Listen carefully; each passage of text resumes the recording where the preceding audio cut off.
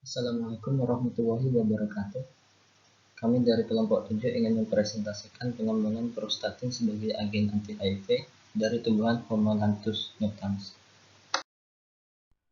Studi etnofarmasi, Homalanthus nutans atau biasa disebut oleh penduduk asli di sana sebagai pohon mamala, berasal dari daerah hutan hujan Valealupo, negara Samoa.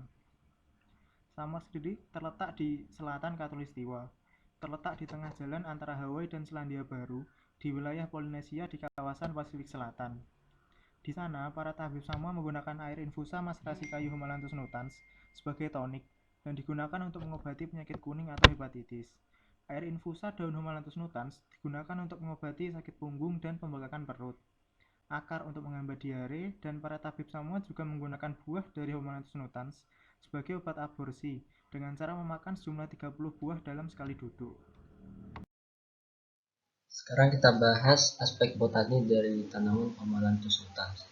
Taksonominya Kingdom Plantae, subkingdomnya Viridiplantae infra, Kingdom Streptophyta, divisi Tracheophyta, subdivisi Spermatophyta, kelas Magnoliopsida, ordo Malpighiales, famili Euphorbiaceae, genus Homalanthus, spesies Homalanthus nutans. Morfologi Homalanthus nutans. Yang pertama, batang. Tumbuh sebagai pohon yang kecil tetapi berbunga dan berbuah sebagai semak. Tumbuh tinggi hingga kira-kira 12 kaki atau 4 meter. Daun. Bentuk daun menyerupai hati atau berbentuk segitiga. Daun berwarna hijau tua dan akan berubah kemerahan saat tua. Helai daun berukuran sekitar 6,5 sampai 11,5 dikali 5,5 sampai 7,5 cm. Bunga. Berbunga hingga sekitar 25 mm panjangnya. Bunga jantan. Bunga pada tangkai berukuran 1 sampai 1,5 mm, tidak memiliki kelopak. Stamen berada di pusat. Filamennya sangat pendek atau tidak ada. Bunga betina. Bunga berada pada tangkai berukuran panjang 7 mm. Ovariumnya tidak berambut. Buah. Buah berwarna putih kemerahan dan sedikit keunguan. Bunga terlihat seperti ditekan secara lateral, berukuran sekitar 11 kali 7 sampai 10 mm. Embrio berukuran sekitar 2 mm. Kotiledon lebih besar daripada radicula. Biji. Kotiledon berukuran 10 kali 4 mm. Petiolanya sangat pendek atau tidak ada. Petiola memproduksi eksudat seperti air susu saat dipotong. Kandungan fitokimia. Kandungan utama pada tumbuhan Homalanthus nutans adalah prostratin. Prostratin mempunyai nama lain 12-deoksipropyl ester yang merupakan penghambat kematian sel akibat induksi HIV dan menghambat replikasi virus HIV. Strukturnya seperti gambar di bawah. Prostatin sebagai anti-HIV diisolasi dari tumbuhan Homalanthus nutans berasal dari suku tradisional Samoan, sebelumnya digunakan sebagai anti-hepatitis. Penelitian yang dilakukan oleh Rulas berlatar belakang perbedaan data yang menunjukkan dampak pemberian prostratin dalam replikasi virus AIDS.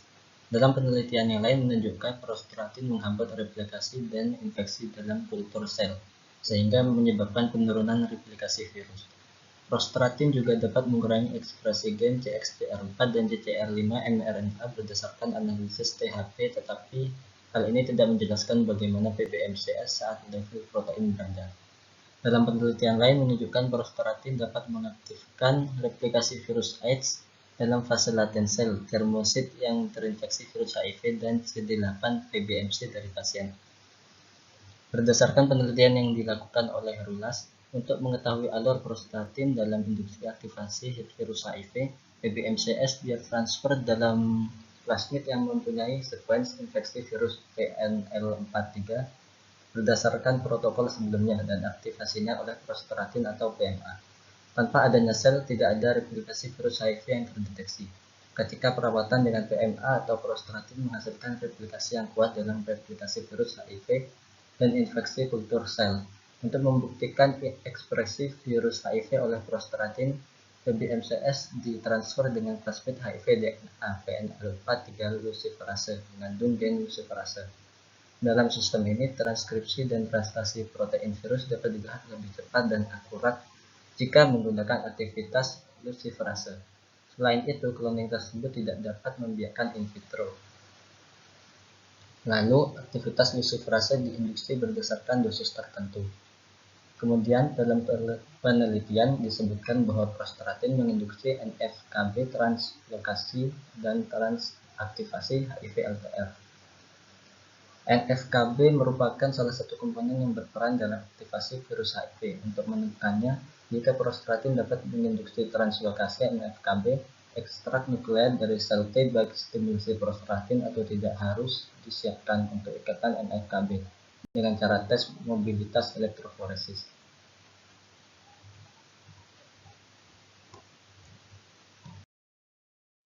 Prostratin memiliki dua aktivitas dalam infeksi virus HIV. Yang pertama, prostratin dapat mengaktifkan ekspresi gen virus HIV dari sel terinfeksi. Selain itu, prostratin dapat menghambat replikasi HIV secara in vitro.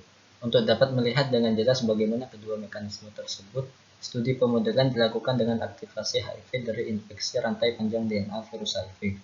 Kemudian infeksi dan preparasi virus dengan kultur in vitro di PBMC. Dalam model ini, single dose prostratin dapat mengaktifkan ekspresi gen virus HIV. Prostratin menstimulasi replikasi HIV dalam dosis tertentu dengan tingkat produksi HIV GAG-P24 mirip dari kultur aktivasi PMA. Dengan hasil persetujuan data tersebut, tidak ada produksi virus yang terdeteksi dalam PBMC. Prostratin merupakan aktivator protein kinase secara in vitro. Aktivasi ini dapat menginduksi translokasi NF-kB yang merupakan faktor penting dalam aktivasi virus. Berdasarkan hasil penelitian, prostratin menginduksi protein NF-kB. Kandungan dalam prostratin mirip dengan PMA di PBMC, yaitu P65, P50, dan protein C rel terdeteksi di kompleks ikatan DNA. Dalam efek positif prostratin, telah ditemukan penurunan ekspresi reseptor HIV dan koreseptor. Studi sebelumnya mengungkapkan bahwa prostratin menurunkan ekspresi CD4 reseptor. Adapun dampak dari ekspresi CXCR4 menurun ketika PBMC diaktifasi oleh anti-CD3 dan interleukin 2. Stimulasi dengan prostratin menyebabkan penghambatan ekspresi CXCR4. Kesimpulannya, prostratin dapat menjadi kandidat obat yang dapat dikembangkan untuk mengatasi virus HIV. Karena mekanisme aksi dengan dua langkah, yaitu sebagai induksi aktivasi virus HIV, dapat bekerja sebagai aktivator kompartemen reservoir, dan menurunkan ukurannya dengan kombinasi antiretrovirus yang lainnya. Langkah lainnya, prostratin dapat menurunkan jumlah CD5, CXCR4, dan CCR5 sehingga membatasi penyebaran virus HIV di kultur sel. Hal ini sangat membantu untuk menghambat penyebaran infeksi setelah aktivasi laten.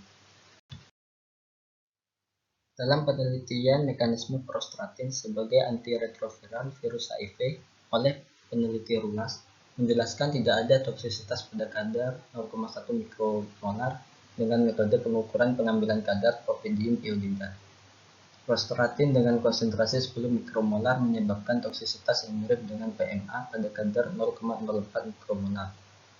Berdasarkan penelitian yang dilakukan, tidak ada gejala toksisitas setelah rute oral pada tikus. Konsentrasi dalam darah sekitar 0,39 sampai 1,42 mikromolar.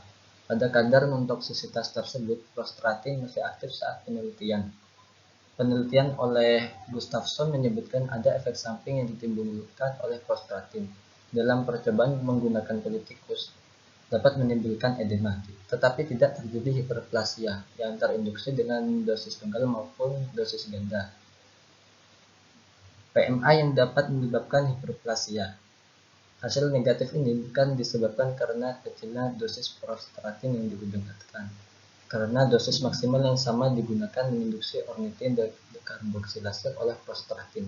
Sedangkan PMA ditemukan bahwa PMA dapat menimbulkan induksi ornitin dekarboksilase dan menginduksi tumor.